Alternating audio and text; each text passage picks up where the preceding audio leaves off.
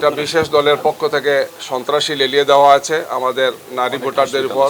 জামাতের সংঘবদ্ধ কর্মীরা আমাদের দুইজন নেতাকর্মীকে তারা ওখানে প্রথমে প্রহার করে, তাদেরকে আহত করে, সেখানে তাদের ঠোঁট এবং হাত ভেঙে যায়। একটা বিশেষ দলের পক্ষ থেকে সন্ত্রাসী লেলিয়ে দেওয়া আছে আমাদের নারী ভোটারদের উপর।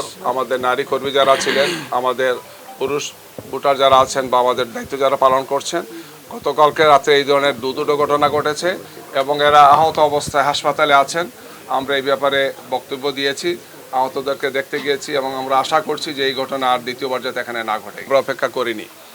আমরা নির্বাচন কমিশন কর্তৃক ঘোষিত যে সমস্ত বিধিবিধানগুলো আছে, আচরণবিধি সহ, এগুলো মেনে চলার ব্যাপারে আমরা সবচেয়ে বেশি দায়িত্বশীল। এই সমস্ত অপপ্রচার চালিয়ে বাংলাদেশ জামাত ইসলামীকে, দাঁড়িপাল্লাকে, আমাদের 10 দলীয় ঐক্যকে বিনষ্ট করার জন্য একদল লোক এই চেষ্টা চালাচ্ছেন। দেশবাসীর কাছে এই বিষয়টি স্পষ্ট এবং তারা অবশ্যই নির্বাচনের মাধ্যমে আমাদের ভোটারের দাঁত ভাঙা জবাব দেবেন। আইন শৃঙ্খলা বাহিনী এবং নির্বাচনের সাথে সংশ্লিষ্ট যারা আছেন তাদের এখনও পক্ষপাতমূলক আচরণ হচ্ছে এবং লেভেল প্লেইং ফিল্ড যেটা নিশ্চিত হওয়ার কথা, এবং মাঠ পর্যায়ে যারা দায়িত্ব পালন করছেন তারা বিশেষ একটি দলের দিকে ঝুঁকে পড়ছেন। আমরা এই সমস্ত বিষয়ে নির্বাচন কমিশনের দৃষ্টি আকর্ষণ করেছি।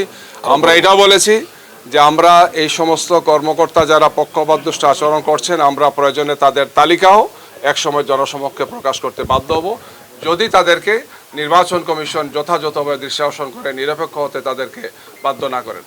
আমরা অবশ্যই জনগণকে আপনাদের মাধ্যমে সেটা জানাতে একসময় বাধ্য হব। ঢাকা 15-তে যে হামলা হচ্ছে বললেন, এটা কি কোনো দলের কর্মী বা কোনো পরিচয় জানতে পেরেছেন? নারী কর্মীরা সেটি সকাল এটা হলো দুপুরের ঘটনা 12টার দিকে।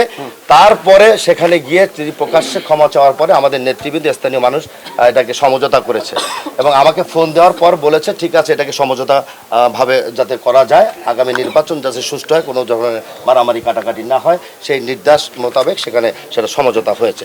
পরবর্তীতে একই দিনে সন্ধ্যের সময় পীরের বাগ শেওড়াপাড়া সেখানে একই ঘটনা ঘটেছে। এই নারী এবং পুরুষ কর্মীরা তারা বাসায় বাসায় গিয়েছে, সেখানেও একই ধরনের ঘটনার পরে যখন স্থানীয় মানুষ তাদেরকে জিজ্ঞেস করলো আমাদের কাছে কেন বিকাশ নাম্বার কিংবা ভোটার আইডি আপনারা চাচ্ছেন, তখন ওখানে জামাতের সংঘবদ্ধ কর্মীরা আমাদের দুইজন নেতাকর্মীকে তারা ওখানে প্রথমে প্রহার করে, তাদেরকে আহত করে, সেখানে তাদের ঠোঁট এবং হাত ভেঙে যায়। তারপরে যখন এলাকাবাসী দেখলেন, তখন এলাকাবাসীর যত দোকানপাট বন্ধ করে সেখানে একটা হই হল্লাটের সৃষ্টি হয়েছে। তাৎক্ষণিকভাবে আমি নিজে পুলিশ এবং সেনাবাহিনীকে কল করেছি সেখানে যাতে পরিস্থিতি নিয়ন্ত্রণের জন্য সে ব্যবস্থা গ্রহণ করে। তারপর সেখানে সেনাবাহিনীর তত্ত্বাবধানে সেনাবাহিনীর মাধ্যমে সেখানে গিয়ে গতকালকে দুই পক্ষের সকলকে সামনে রেখে এটা ফয়সালা করেছে।